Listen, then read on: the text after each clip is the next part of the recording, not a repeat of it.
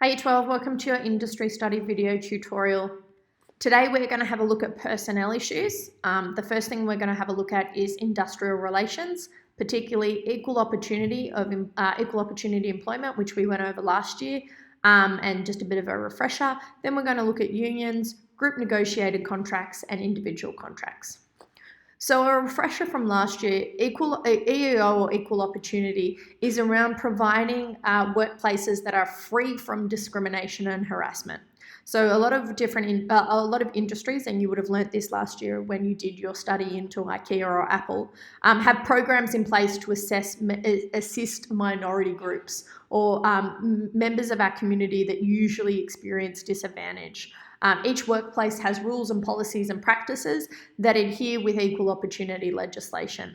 So businesses have to ensure that they are not disadvantaging both when they employ someone, and so in the interview and employment process, as well as within the workplace. So businesses should have policies in place to ensure that jobs are given to the most qualified individual, and that each applicant has a fair chance at being given the job. So, in that initial interview process, obviously the job should be given to the most qualified individual, but everyone should be given a fair chance at interviewing for the job. And also beyond that, once people are employed, businesses are obliged to have policies that mean that individuals within the workplace are disadvantaged, or there's no behaviour in the workplace that is, unfair or disadvantages people because they belong to a particular minority group. So some new content for Year 12.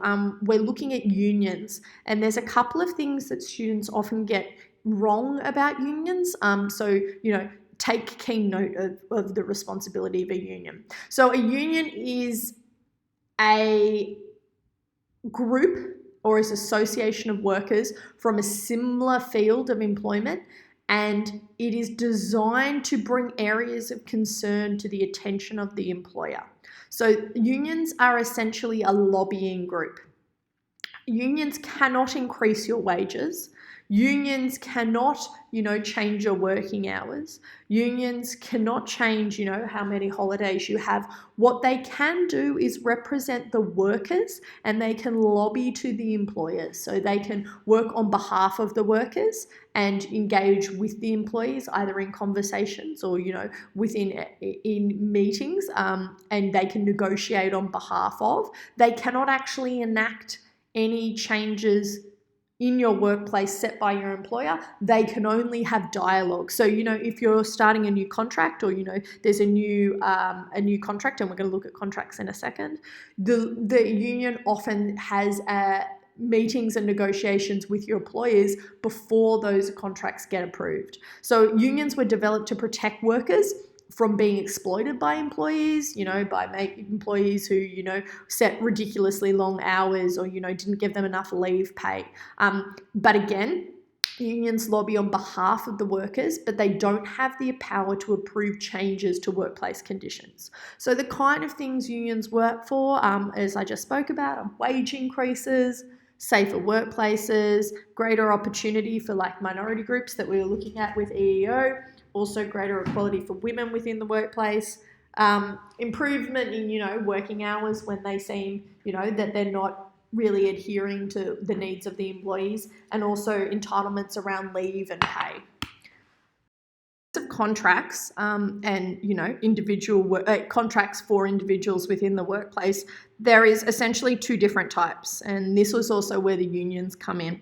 So you can have a group negotiated contract or an individual negotiated contract. So with an individual negotiated contract, all your working conditions and everything that is set in that contract are negotiated with your employee by an individual. So at the time of signing that contract, you as an individual are engaging and negotiating with your employer. Your other option, and this is where the unions come in, are group negotiated contracts. So when your employer wishes to have a big group contract, what happens most of the time, rather than individual employees negotiating that contract with your employer, the union would step in on behalf of the workers and negotiate that with your employer. That would obviously involve lots of things. So unions meeting with the workers, ascertaining their, concerns and problems, and taking that to the union. Taking that to the employer, sorry. What happens a lot of the time is that it's a pretty lengthy process of going back and forth until a contract is actually agreed upon by both parties. But they are essentially the two types of group of contracts that an employer can have within the workplace.